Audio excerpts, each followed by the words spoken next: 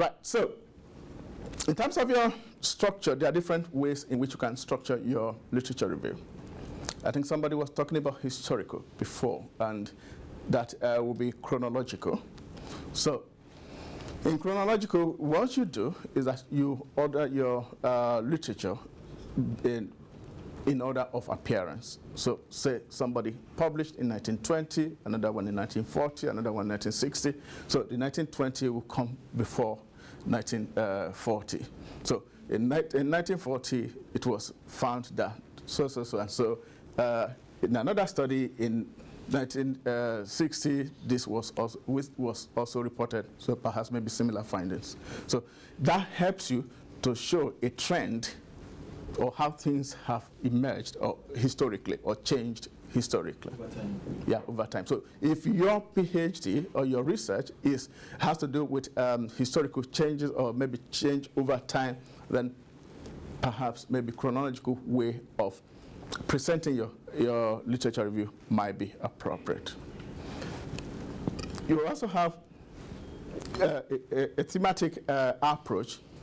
This was what I used in my PhD. So, and that was what I was describing before, where you group different authors together. But there's no reason why you cannot group authors together based on date or dates of publication.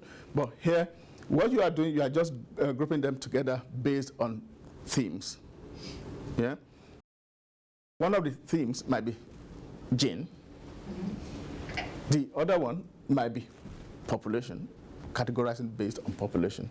But this one, you are categorizing based on gene. So you are using different themes to structure your PhD. Yeah. So that most times that's what you find in many PhDs. But as I said, this would depend on what you are looking for. If history is the basis why you are actually doing your PhD, it will not be too right for you to go solely on thematic. However, you could have chronological and still have thematic within it. Does that make sense? Say, grouping them together based on their appearance, and then you can have different themes within that. Okay. So it is believed that that is stronger than the previous, the chronological one in terms of organization. So because here it gives you an idea to look at different concepts. Okay. So, and it also helps to demonstrate the types of topics that are important to your research. Any questions? Everybody happy? So we've not fallen out yet? Good. Right. So I want us to look at some tips, because again, this is one of the areas which is very simple and straightforward, but if you don't pay attention to this, you can easily miss this. Okay. So, and this is what I say, the use of linking words. And what I mean by linking words will be something like, so usually what I say, I group them into two.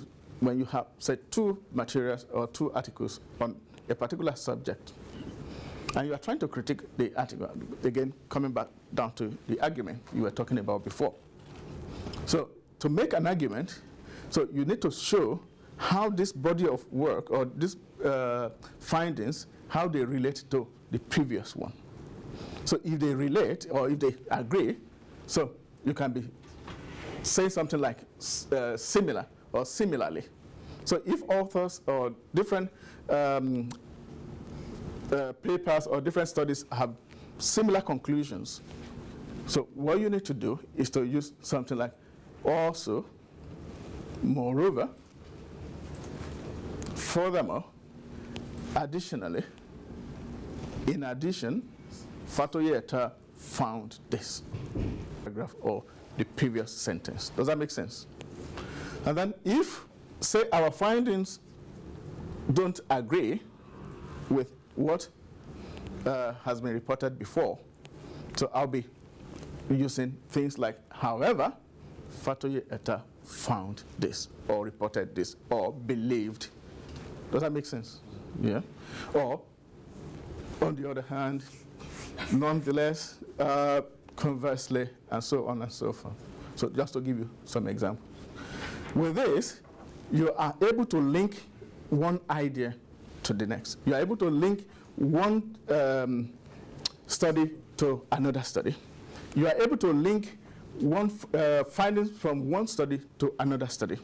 You are able to link one paragraph to another paragraph. You are able to link one chapter to another chapter. So, and one of the things that we look for when we are examining your thesis before we actually go to Viva is that, does it flow? Do they fit together? Or have you just done this as a collection of studies? And that's not what PhD is all about. So you need to be able to tell a story that can be presented nicely to somebody who does not know anything about it, and they will read it and understand it. Okay? Any questions? So, I'm not saying this is my PhD, so I mean, anybody that want to look at it, I'm not saying by it's standard by any means, and I'm not here to show off, but what I can say, at least it passed. So, since it passed, so perhaps maybe just pretend that it is good enough. Sorry, I have to change my look now. So I just want to show you some examples of where I have used linking words in my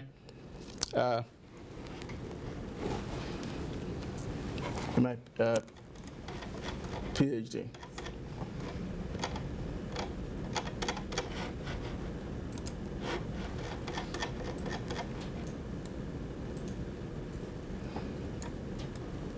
If you check the hard copy on page 59, you can find something there, page 59.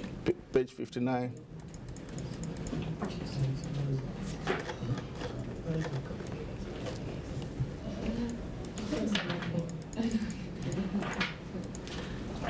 Right.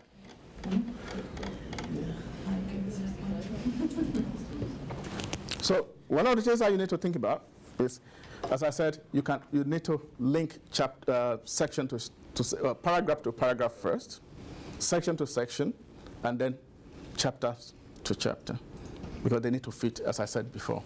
So I'll give you an example. If you look at the first line there, you can see how I'm linking this to the previous section. Yeah? Can you see at the back? Yes. Can everybody see? Yeah, good.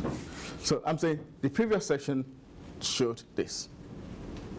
So that has helped me to link with the previous section. So it's important that because you are not just, if you don't link them together, what it will suggest to me as an examiner or to as your supervisor is that you are coming up with a new idea. It might be a new idea, but how does that idea relate to the previous idea? Remember, it's a study. Your PhD is a study. Yeah, even though it's as big as this, it's one study.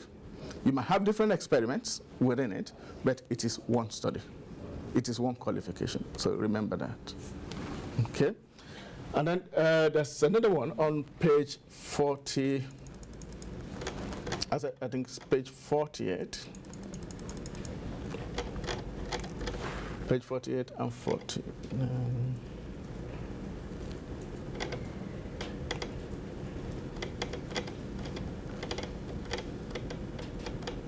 So again, in the previous chapter, here I'm not talking about section. So I'm talking about in the previous chapter, so I'm linking this chapter to the previous chapter. Does that make sense? And perhaps in the previous, I would see what I also did. I would say the next chapter or the next section will be looking at so and so. Yeah? One thing that you should also remember, I'm not sure if it's on my slide so that I don't forget, I remember this at this point, is that if you are writing your literature review, make sure that you summarize at the end. Summary is always good to highlight the key issues. I think if you look at here, overall summary of my chapter. So what this chapter is all about, because this was one of my literature review chapters. So it's always good to summarize it, because somebody picking your PhD next 2-3 years will not have the time to read 400 pages. So it's always good for you to tell the reader what they are going to find or what you have written there. It's always good. Yeah.